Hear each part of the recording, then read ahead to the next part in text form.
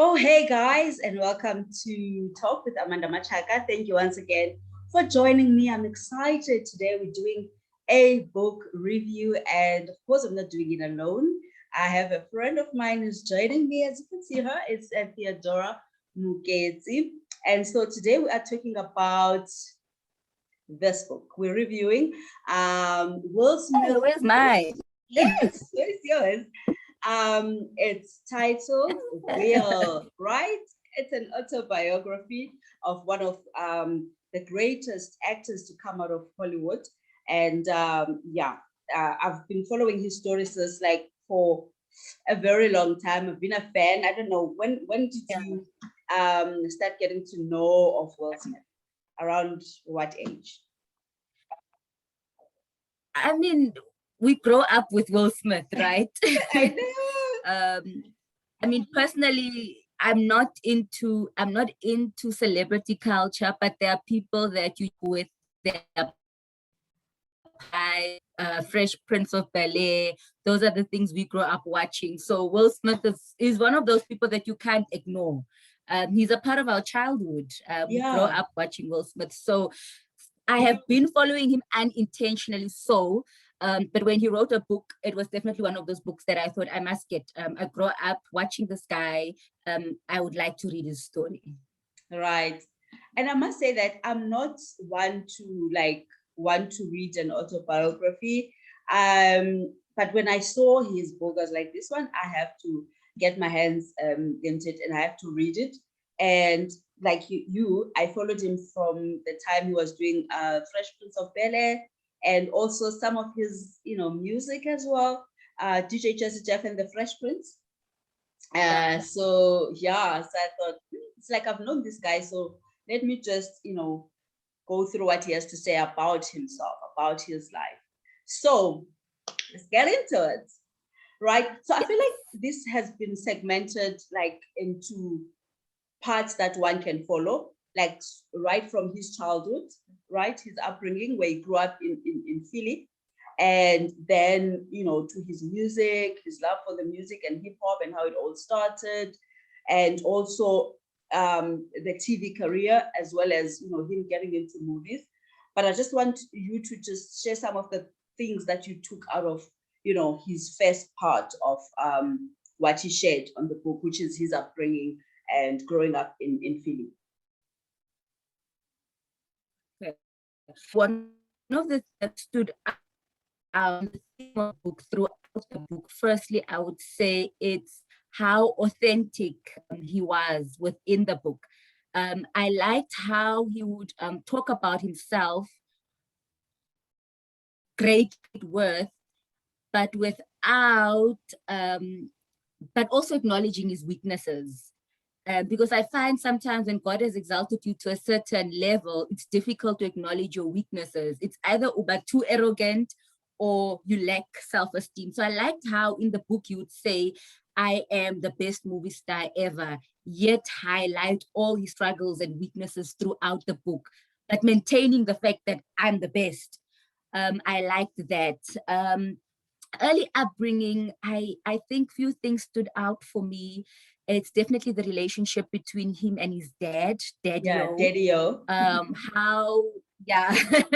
How he was brought up. Let me just put this on silent. Okay. How Daddy-O raised them to work hard, because he just felt that you need to work hard to get the life that you deserve.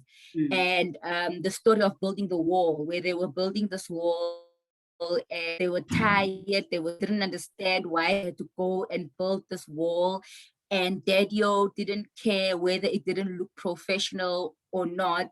There was a principle behind the building of this wall, and this was to install hard work within them as kids. But I think not only did it install hard work, it installed consistency, because it took about a year to build this wall, and every day after school they had to build this wall until it was done. And I think Will carried that throughout his whole life. He became extremely hardworking, and his hard work then set him apart from the rest. He does say in the book that he's not the most talented, Yeah. but he works extra hard. If Mm. the best movie star is rehearsing 7 days a week, he's going to rehearse 14 days a week. So I think that upbringing of hard work that Daddy-O installed in them was one that stood out for me. But also mom, Yeah. I liked where she would entertain his creative juices. There's a portion in the book where he walks in, he runs in from home, and mom is sitting with a friend, and he says that I was at this event and it was all of this, and he's just exaggerating. And they have a private joke between the two of them because she knows that he's actually lying Yeah. because it wasn't as nice as he's making it out to be. Mm. And to some other parent, from face value, it might seem that she's a mother who's entertaining lies or craziness or whatever. But I think through that process, she was actually cultivating his creative geniuses, his creative juices. Instead of saying, no, don't talk like that, she was like, no, bring it on. And the more he would tell her these stories, the more he goes creative. And I think that a combination of the hard work that came from Daddy-O and mom allowing him just to be creative and Yeah. hide in his own mind in all these stories that he would Mhm. cultivate was a great combination that actually made Will Smith. Yeah. I'm glad that you mentioned those. That stood out for me as well. The wall that Daddy-O wanted them to build with his brother. What I like the most about that is when Daddy-O said that stop focusing on the wall, right? Just focus Yes. on laying a brick, one brick at a time. Powerful. And what a valuable life lesson, because sometimes we, preoccupy ourselves with this mammoth task at hand instead of just taking the step, the initiative to start the task and be diligent and disciplined in executing that which we need to execute at that time, that will then lead to this mammoth task having been, accomplished and completed. So for me, that was like, oh, wow, stop focusing on the wall and focus on the brick that you have to lay, one brick at a time. And of course, Daddy-O was all about discipline, right? And having been in the military, he brought this militant way of raising them. And little did he know that this was also instilling fear in little Will, because this is something that he talks a lot about, that, he then grew up fearful and a coward. And the relationship with him and his dad is also very interesting because not only was Daddy-O, instilling discipline and hard work, but at the same time, he was instilling fear because he was abusive to his mom. And little Will thought that, how can I just stand there and watch my mom being, abused and hurt? And he recalls this one time that his dad beat up his mom, and I think she fell and was bleeding, and he ran and hid, and from that time he regarded himself a coward, something that would then live with him, which I believe we saw it coming to play as well not so long ago, at the Oscars when he slapped Chris Rock, because I feel like he had to prove himself at that time that I'm no longer the coward that I was as a child. I'm not just gonna sit there and laugh while my wife is in pain. Like when my mom was in pain at the time when Daddy-O beat him up, and all I did was to hide, So he also does then say that later on, that it's like this was someone that he admired, but at the same time, this was someone that it was a love-hate relationship, you know. And so also the part of his mom, who instilled the value of education in him. I love what you mentioned as well, that she allowed him to have this fantasy land of his, because he was, he lived in fantasy a lot. Like you said, some people say, why are you encouraging this child to lie? And he does mention that, yes, it's normal for kids to have imaginary friends, but he had them like way beyond the age that he should be having them. So, and of course, that's contributed to his creative juices, like you said, that he became this creative that, we were introduced to. And then there's another character that plays this huge role in his life, his grandma, Gigi. And grandma instilled love and taught him, God. faith, yes, God, religion. And that is why then, even towards the end of, the book, we see a part where he's comparing how Gigi passed on and how Daddy-O passed on, that when Gigi passed on, like she was so looking forward to going to heaven. And it was like this exciting, transition that he didn't even cry. So these three would then shape the Will Smith that we all love today. Mom, Daddy-O, and Gigi. And then another point that I know that you liked as well from there is the hard work that we then saw manifesting in the work that he did. Can you just share a little bit what you got even for yourself out of that?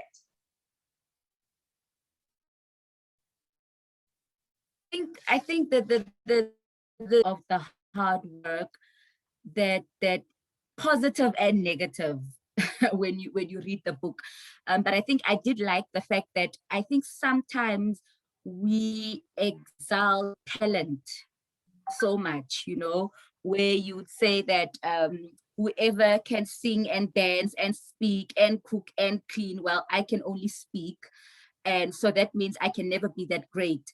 But it's not about the amount of talents that God has given you. It's about how you use it and how strategic you are in using it. And I think I like what Will Smith said when he said that he's not the most talented, but he works extremely hard. And so hard work is extremely important. And it's important that if you want to reach a certain point in your career, in your gifting, in your calling, you put in the work.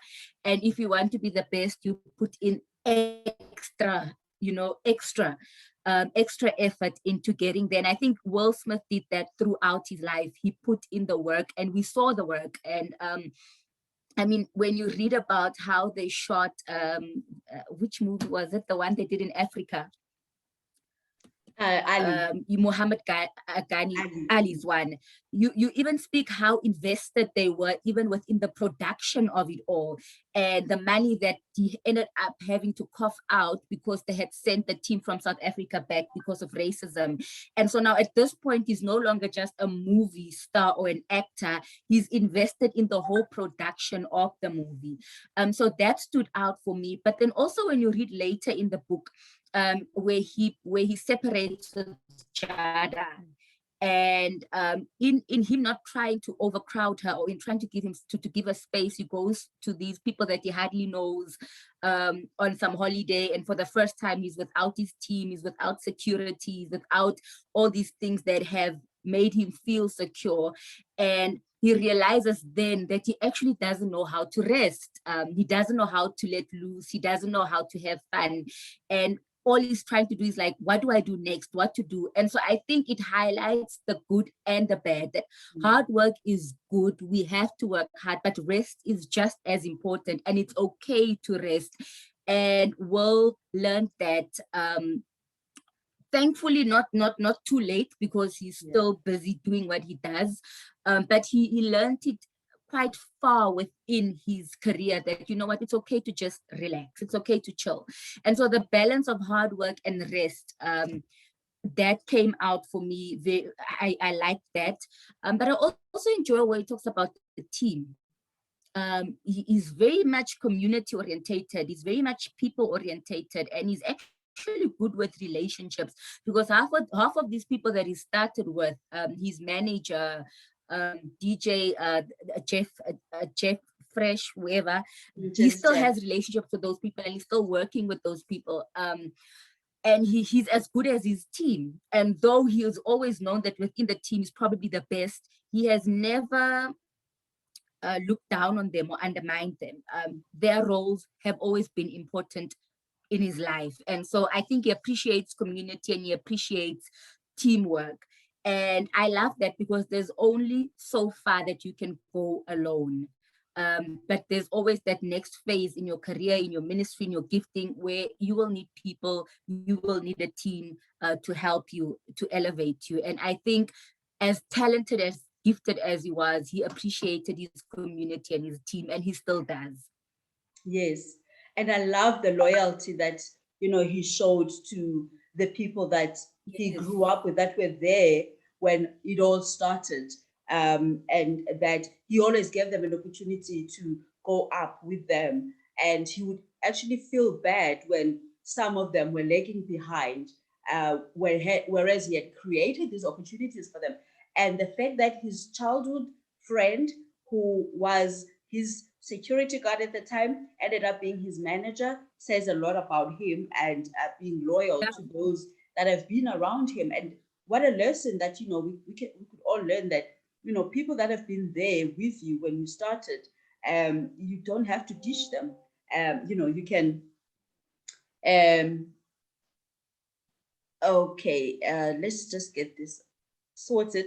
Yes, people that have been there with you, you keep them as long as they still want to be with you, of course. So you don't just And as teach long them. as it's healthy relationships. Exactly. And then on the part that you mentioned of hard work and discipline that was instilled in him, and you saw it in his work, that, he was a go-getter, he still is. He thought that then this is something that he would then introduce to his children, but it was not really received that well. Of course, they were cooperative in the beginning, but he later learned that, not everybody is looking is after what, I'm after, because he wanted to make a name for not just himself but his family. Hence, he introduced his children into, the Hollywood lifestyle, acting and music. But the distinction between his son Jaden and the daughter Willow is that with Jaden, he's the one who requested that he wants to, star in the movie. It was The Pursuit of Happiness alongside his dad. And obviously they wanted to protect him, and then they realized, okay, this is what he wants to do. So I think his role was to create opportunities for his children. They show an interest, and then he would push them. Little did you know that he was pushing them a bit too far. You know what I'm saying? So, because even with Willow, when she started singing, he wanted to take it like to greater heights. For him, it's like you go big or go home. So when his 9-year-old was singing, he then wanted a deal for her with Jay-Z's company, which So they I did think get the was deal. was very huge for a 9-year-old. I think that 9-year-old was just having fun, and now he wanted to take it, to greater heights, because with him, you don't do, a half job. You go all the way out. But that was for him. But he ended up making it to be, something that his children should do. And later on, they didn't like that because Willow wanted out, and that was right when she had just started a tour. Um, and so he didn't understand, but she said, no, I'm done, Daddy, I want to go home. That's it. And when he was convincing her, she said, but don't you care that I'm done? And it really hit him. And also the part where he then threw Jada a big party. I think she was turning 40. And of Yes. course, in true Big The Willie, party. in true Big Willie style, he goes all out and makes it this big thing, and she hated it. I kind of felt for him though at that part. Like, why wouldn't you like, your band throwing I such? was gonna like it. Jada needs to write a book so that we can talk about her, because I don't know why she didn't like it. Gonna be so happy, but she saw it as an egotistic move, that it was all about Will, it was not about her. So, but then I think then he learned that, this is something that I want for me. It's not necessarily what my children want. And it took a flop of a movie to realize that he shouldn't be pushing Jaden, to be this movie star. And he says that, the penny dropped when he wanted to be emancipated at 15, you know. And thank God that he later said, no, it's fine. But he did understand. And the things that he really wanted so much for his family are not things that they really wanted. Even the house that they were staying in that he bought, Jada said it was too huge. And he was doing it with all the pride and even naming it after, well, he was calling it her lake. Ne? And also the child, this one time, Willow, and she said that Shem, Daddy has a picture of, a family in his mind, but it's not us. And he just didn't understand. But then later on, he would understand. So it's like, is this somebody who's a big dreamer, not just for himself, but for those around him, but then not realizing that I also need to ask them, what do you want? That I don't impose my values, my desires on others. Mine is to just shape you and direct you. And sis, I want us to also look at how driven he is. And we did say that he's a go-getter. The part where his manager asked him, what do you want? First of all, he was all over the place. I've got my music going on. I've got, DJ stuff and the Fresh Prince. I've got Fresh Prince of Bel-Air, and I want to be doing movies and all of this. Says, no, narrow it down to one thing. What do you want to do? Then he says, I want to be a big movie star. Can you just get into that, like how detailed he was in terms of what he wanted and how he wanted to be the best there is?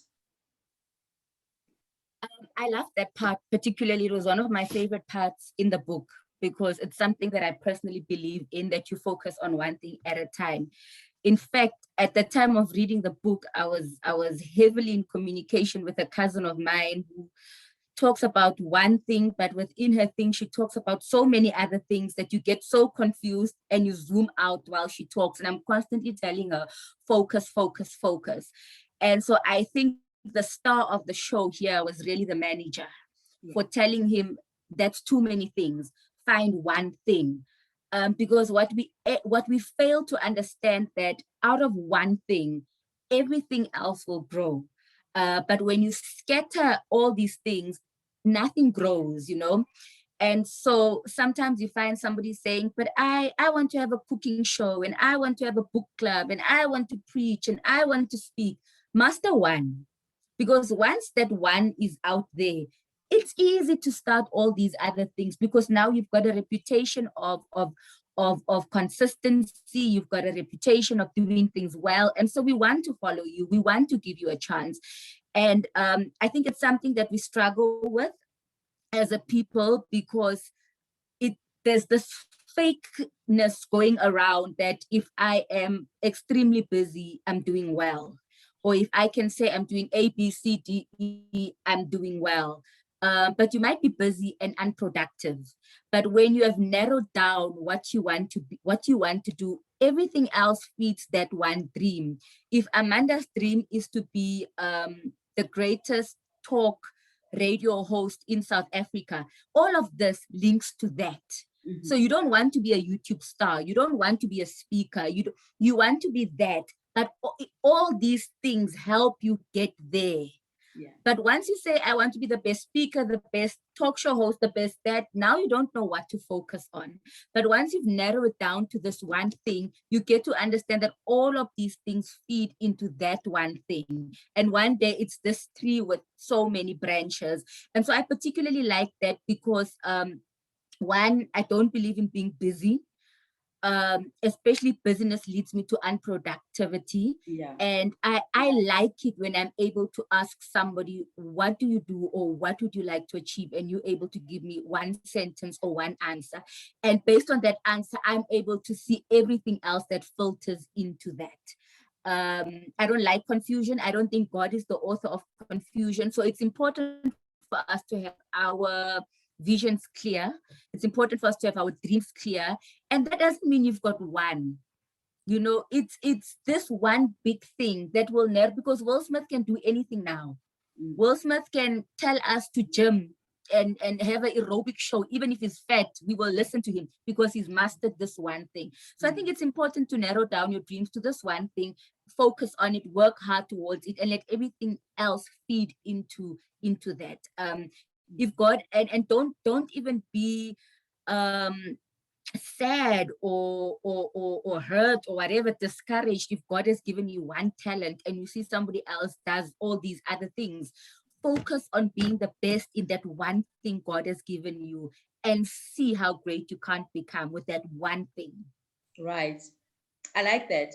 And how also in the book, he details how he focused on his music, which was, the hip hop that he did together with Jeff, which is DJ Jazz Jeff, and they became DJ Jazz Jeff and the Fresh Prince. And that was like late 80s, early 90s. And we knew him for that, right? DJ Jazz Jeff and the Fresh Prince. Of course, he made mistakes along the way. We know how they went. Was it to the Bahamas? I'm not really sure. Yes. To record an album, which they ended up not even Was it finishing. London? Something like that, yeah. Yeah, which they ended up not even finishing because they were, distracted by women. They were on the high of things. Yes, all sorts of things. And so, of course, he made those mistakes, and also how he didn't pay taxes and he found himself in trouble and having to lose the fortune that he had acquired. And so, but then there was a smooth transition from being, in DJ Just Jeff and the Fresh Prince to being the Fresh Prince of Bel Air. And I like how he could see when something was now nearing its end. And okay, now what's next? But with the Fresh Prince of Bel Air, it was like he was at the right place, at the right time, because that's when Quincy Jones auditioned him. That impromptu audition at a party for the role of the Fresh Prince. And so he did that, and he also knew that, okay, now this is nearing its end, what's next? And then movies. So whatever he did, like you said, he did it to the best of his ability, from being a rapper to being acting in a sitcom and to being a movie star in Hollywood, and how he pushed himself and wanting to be the best at what he does. So it doesn't matter what it is that you are doing at that time. You put all your efforts and dedication and discipline and be the best in that. You don't have to compare yourself with others, but just do you and do the best that you can do at that point in time. Really, really love that as well. Something that I am taking for myself. And then going to a family again, his family. I know that these days, we have blended families. How did you view how he balanced, having a baby mama in Cherie, who is Trey's mom, and how they became, one big family with the family that he has with Jada?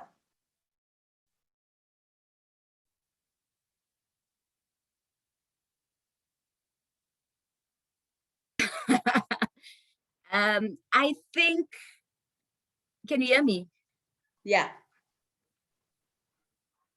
Okay. I think firstly, Will Smith has had a lot of childhood trauma. The height of his success, you see it play out throughout his life. A lot of the grown up Will Smith was affected by what he went through as a child, the good and the bad. And so I personally think how they opted or how he insisted they co-parent with Sherry was negative. And I think Jada at the time accepted too much. I think co-parenting is good. It should be done. It should be done positively. But man, you don't have to be at my house every Christmas for 20 years. They still do. Do they still do it? Yes, and Sherry is married. She was at the Oscars as well. Yes. Yeah, she's married, but she was at the Oscars as well. Mm-hmm. And so I just think, I don't think that was healthy. I don't think it was healthy for his current marriage. And I don't think it was healthy for him. I think it allows you to constantly be comparing two people because the one is in your life beyond the role of being a baby mama. Mm. I think because he also said that if the court would say you must pay a certain amount of money, you would pay double the amount. So Sherry is well taken care of financially, obviously. But I think that when you leave somebody, there should be that space, and it should be obvious, especially with time. It's been a long time. The child is almost 20 years old, if not over 20. So I think it was unhealthy. I think to him it was healthy because he wanted so badly not to miss out on whatever happens in his child's life, and so he would draw this whole family into his current life so that he just doesn't miss out on his son's life. But I think the decision on how he did it came from an unhealthy point of view. It came from a world that had trauma and tried so hard to overcompensate. He was overcompensating for the kids, for Sherry. I don't want to hurt you. I don't want to disappoint you. And so we'll do it this way. And I think Jada just took it. Mm.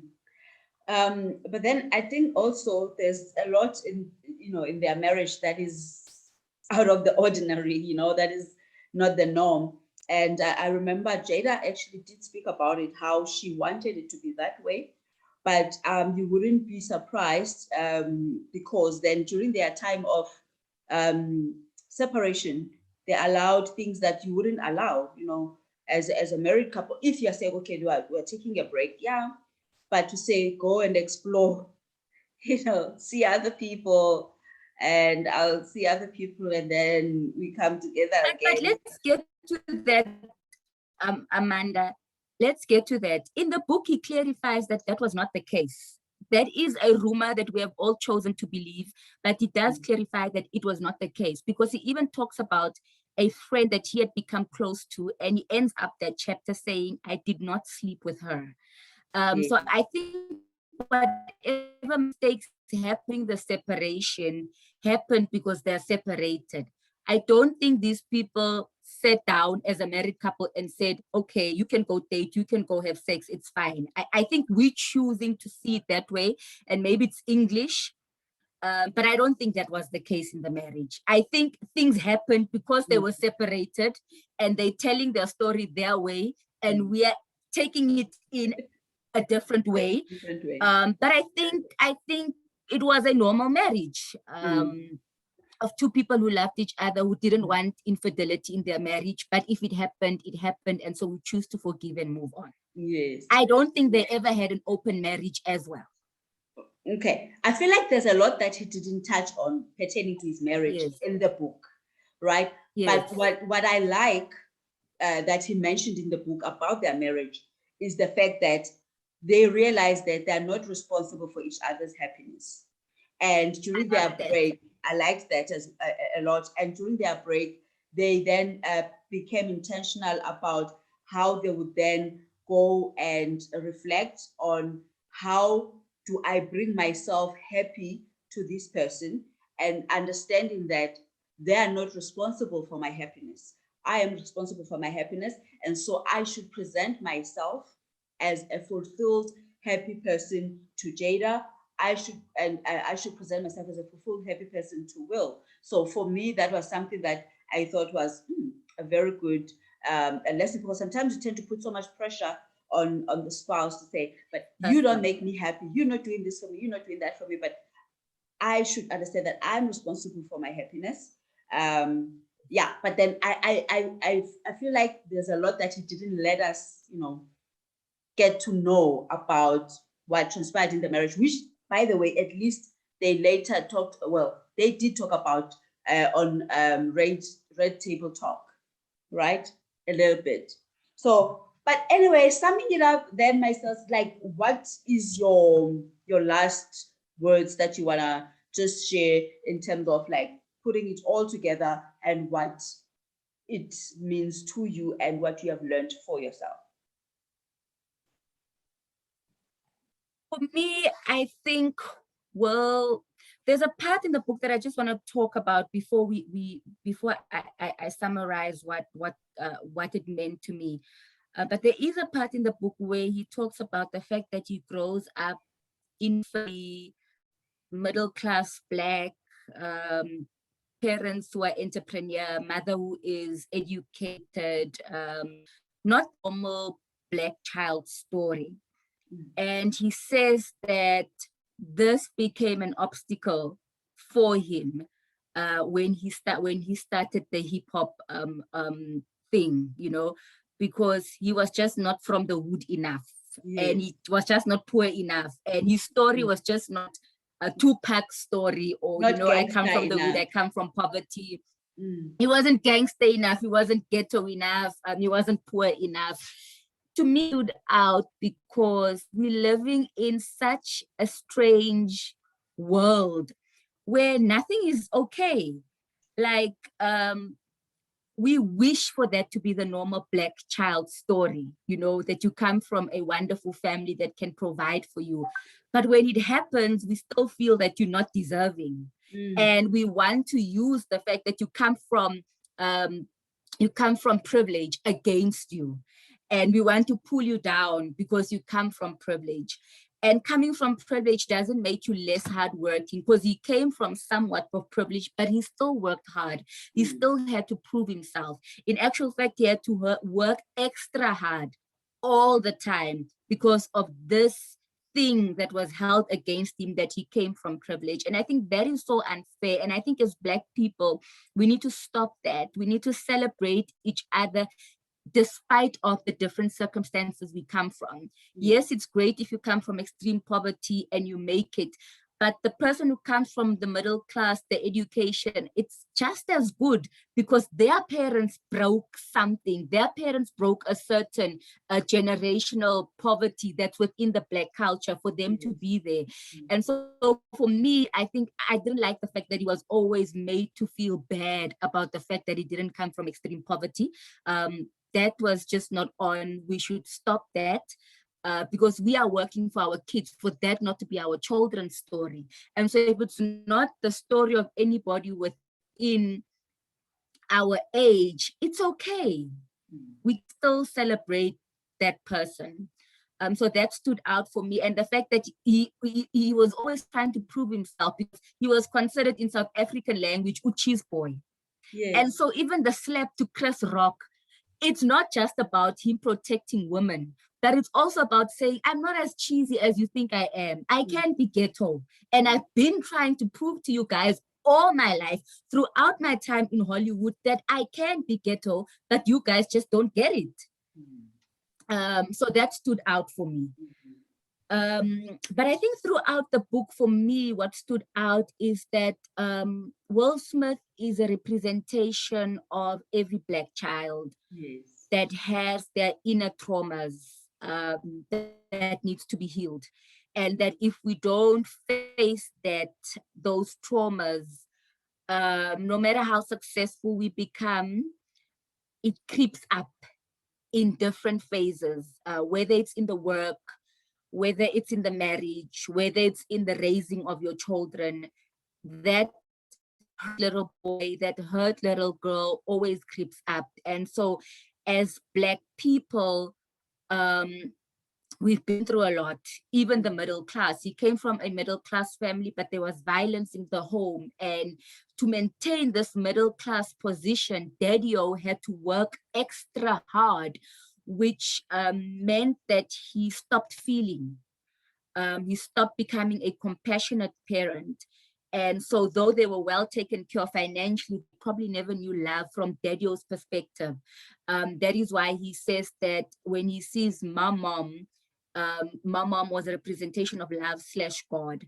Yeah. And so to me, Will Smith is just a representation of every Black child, those who come from poverty, those who come from the middle class setup, of that inner child of ours that's wounded by different things, whether it's poverty, whether it's divorce, whether it's separation, whether it's violence in the family, whatever our parents were struggling with that came out on us, that if not dealt with, we projected in our work, we projected in our marriages, we projected in our children.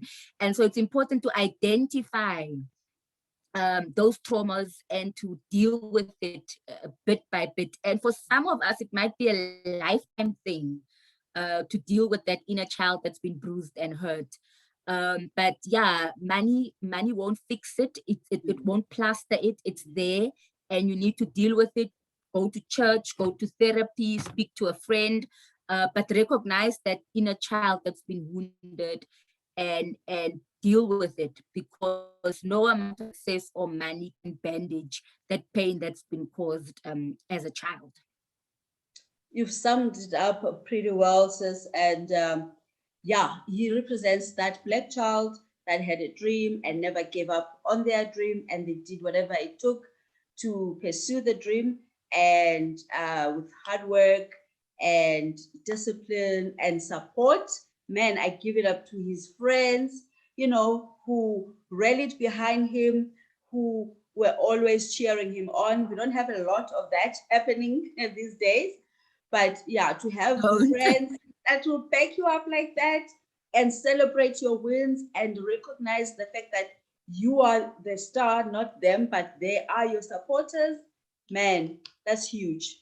That's huge. And so you've summed it up pretty well. Thank you so much, Steve, for doing this with me. Thank And you. yeah, and I'm going to encourage you guys to also get the copy of the book if you haven't. There's also an audiobook as well that you can listen to, and please do share. Yep, do share in the comments what your take on the book is if you've read it. If you haven't, go read it, go listen to it, and then share your thoughts. And if you are joining us for the first time, please don't forget to subscribe. And I appreciate you. Thank you for being with us. And thank you, Theo, for this beautiful review. Yeah, and we love Will Smith. Yes, we love Big Willie, man. All right. Even after the incident. Sharp. So, bye, guys. Bye, guys. Bye.